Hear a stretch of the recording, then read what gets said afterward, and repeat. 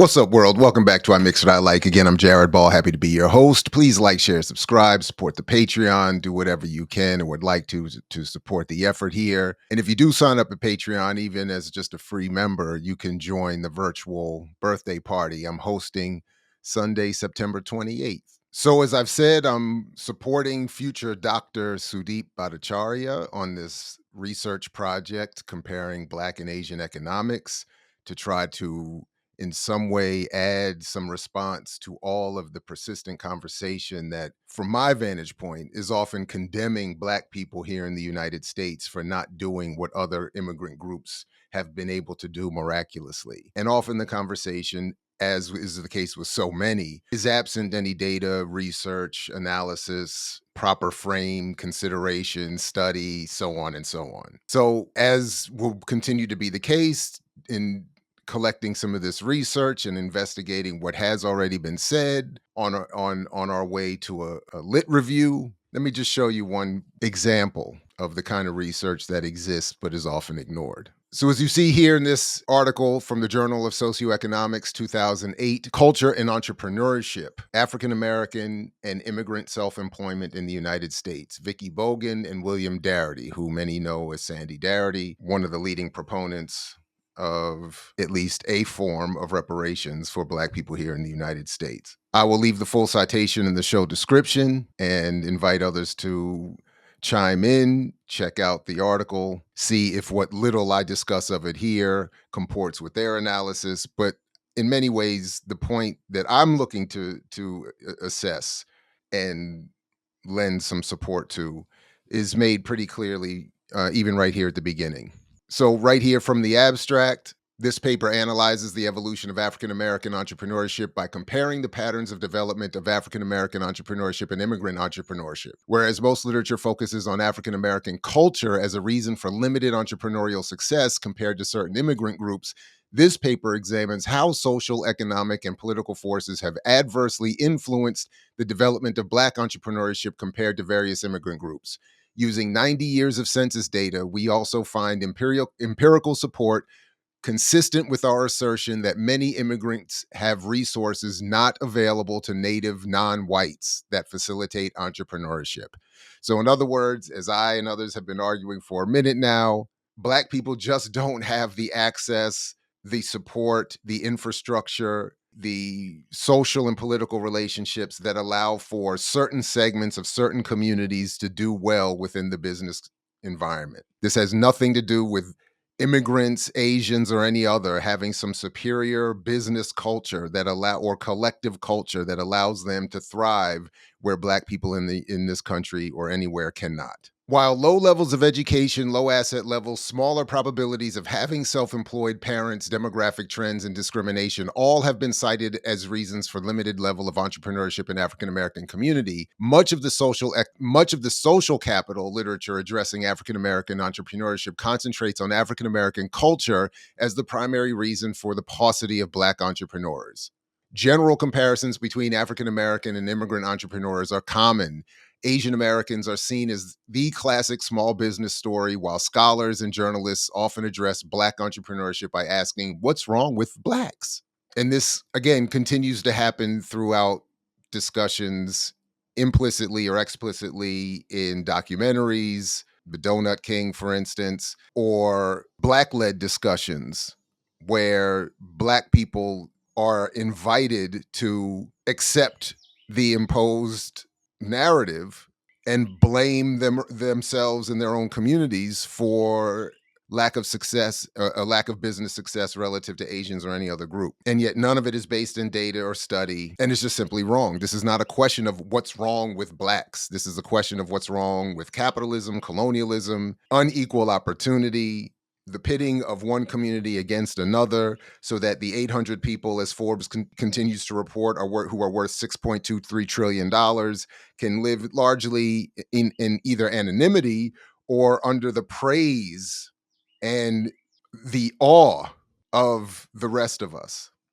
So again, in short, the authors here are just challenging all the claims that Black people lack some sort of work ethic comparatively or self-confidence, et cetera, and all the other really apologetic and explanatory and dismissive approaches to the problem. And to their credit, the authors here focus more on the structural, material, historical inequalities imposed on Black people as the actual reasons for the unequal access to business.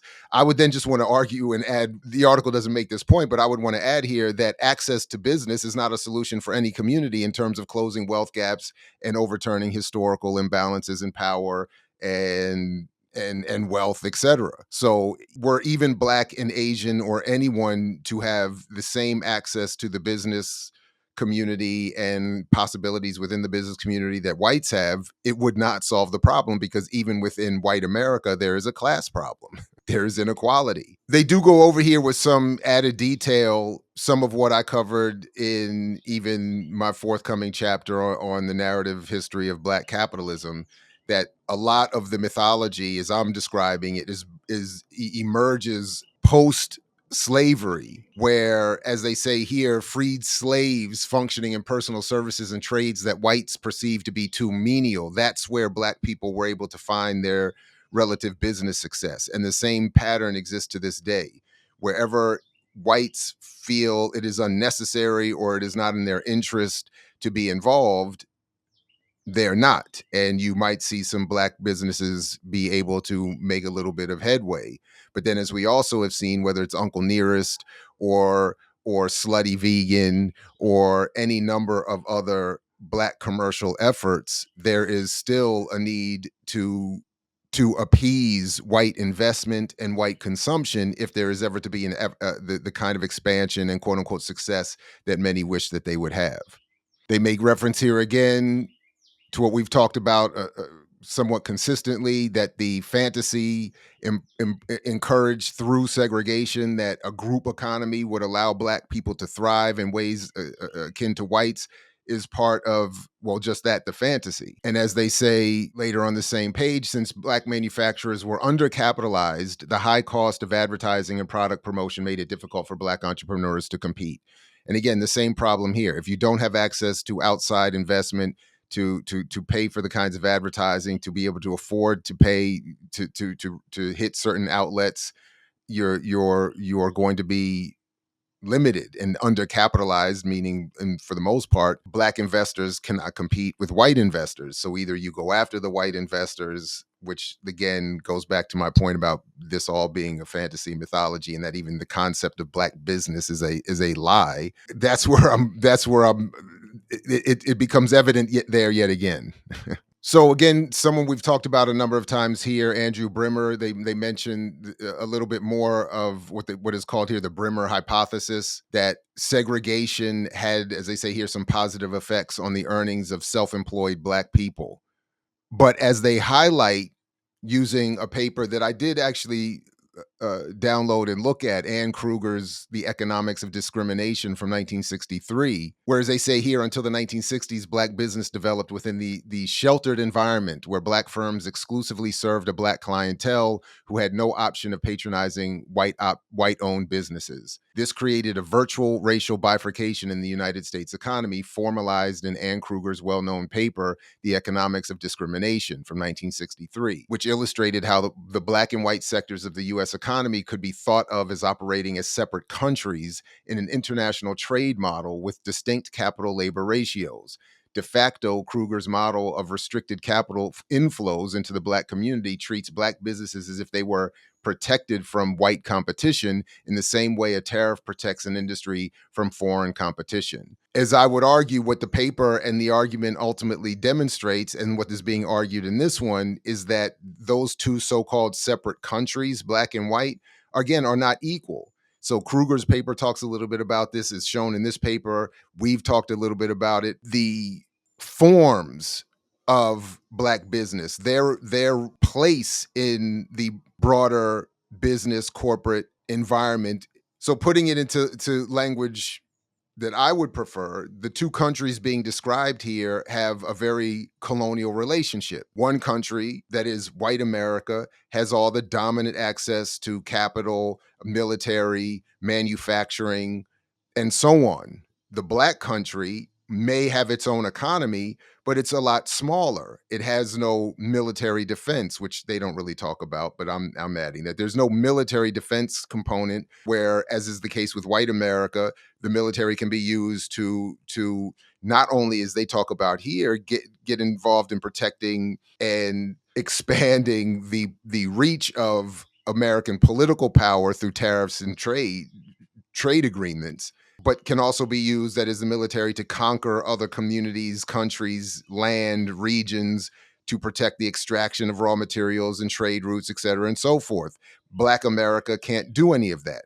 Black America is not involved in, again, high level manufacturing, defense, so on and so forth, where a bulk of money is generated, a bulk of wealth is generated. Black businesses, as this paper talks a little bit about, are relegated, as is often the case, to barber shops, beauty salons, small restaurants, et cetera, and so forth. To their point, yes, there are what become the equivalent of restricted capital inflows, meaning that there's not a lot of investment into black businesses or into this black country in the way that would be that you would see in white businesses or in the white country. And therefore you end up with this unequal imbalance, or as I would prefer to describe it, a colonial relationship. It's interesting that this is in a footnote to a section about immigrant businesses that largely argues that the class difference and element, that many of the people coming over here are in a far better financial situation and find themselves, in terms of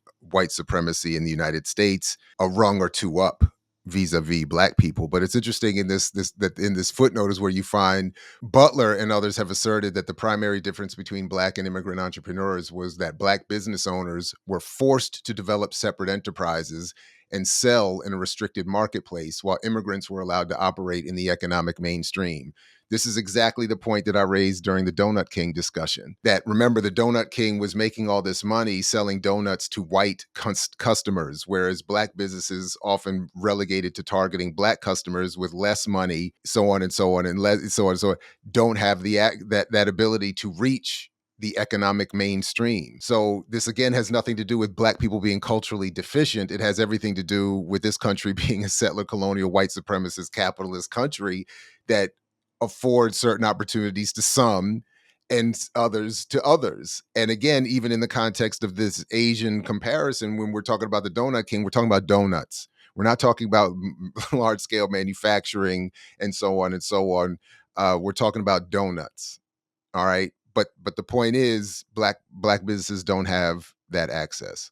Further, again, to the point, as they argue here, the racial segregation within American cities has been a major structural factor contributing to the rise of Korean immigrant businesses. As I was just saying, black businesses don't have access to the economic mainstream. Other immigrant groups do. So the segregation that is imposed on black people benefited, to a certain extent, the rise, as they say here, of Korean immigrant businesses. Ironically, though, we'll forgive, but it's not really irony, but it's paradoxically, discrimination against blacks helped Korean entrepreneurs. Large corporations do not want to invest in inner city minority communities because of the lower spending capacity and high crime associated with these areas. Of course, I highlighted the low spending capacity because there is no real buying power that large corporations are targeting. So they'll leave that to immigrant businesses because, again, the Koreans who are running these stores, the Indians and whoever are running these stores in black communities are not making tremendous amounts of money. The wealth that they're generating is not what is fantasized about when some pundits and spokespeople want to argue that if black people own those stores, the economic and political relationship in this country would change. So again, on the one hand, Koreans are benefiting because black people are segregated out. They're also not benefiting in the way black people are encouraged to believe is possible. The idea that black people could use that segregation, which this paper, and we've already discussed elsewhere and earlier just now, the segregated black experience that allowed black businesses to thrive to a certain extent was very limiting. So even if you, again, replace these Korean businesses or Indian businesses with black businesses, they're not going to do as well as black people think. And it would also rely on a de facto cutting off of other groups from having the ability to do what is being done. This is not my point. My point isn't that I'm discouraging any form of Black nationalist activity. What I'm discouraging is the idea that that can evolve to a utopian condition for Black people that doesn't, it can't exist and is not possible.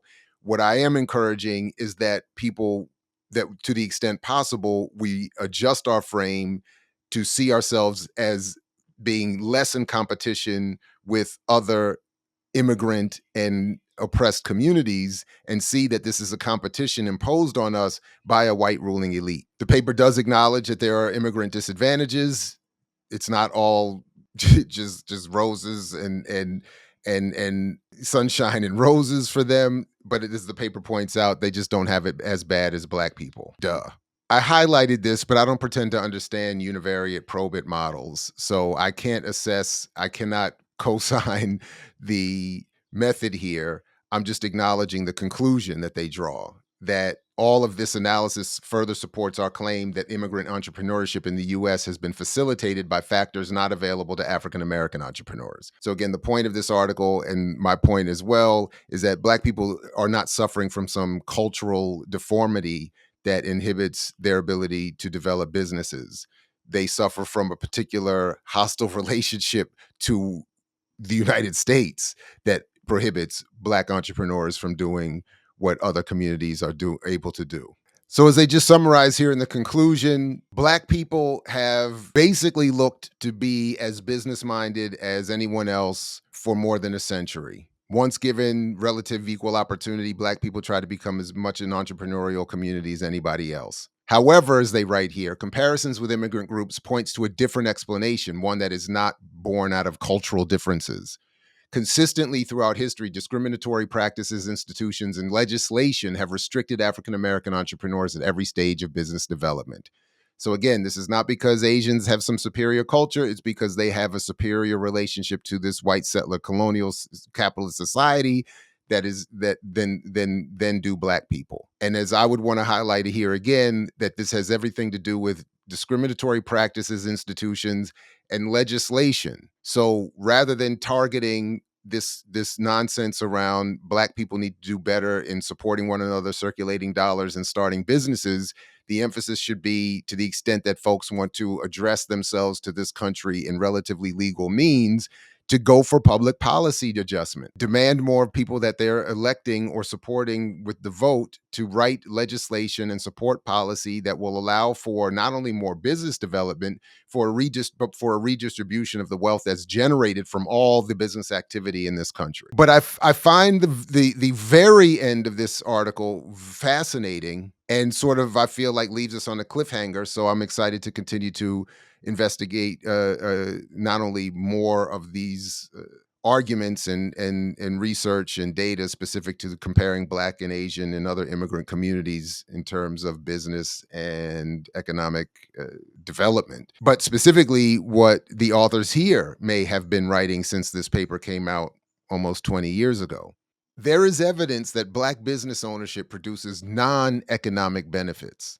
The social welfare effect of Black entrepreneurial activity is indirect, operating through sociological variables.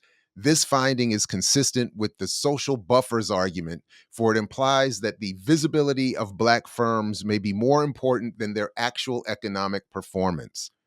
Given the plight of the African American in business, perhaps this is the one valid cultural reason that we have observed progress at all. And then I made a note here. This is where my work could be helpful, in that there is no consideration of messaging and narrative here in this article. No consideration of media or propaganda or the goal led by Black capitalism. Because, as they say here, if there's benefit to Black businesses, it has nothing to do with anything material. It has nothing to do. It is sociological. I would argue what they're speaking to here speaks to the work I'm trying to contribute, that the social welfare is connected to an imposed narrative that does create the parallel dopamine effect of people playing a game, or people being invited to support their favorite team, or to see a movie that targets their particular interests in one way or another. That it's once the created desires, and this is something very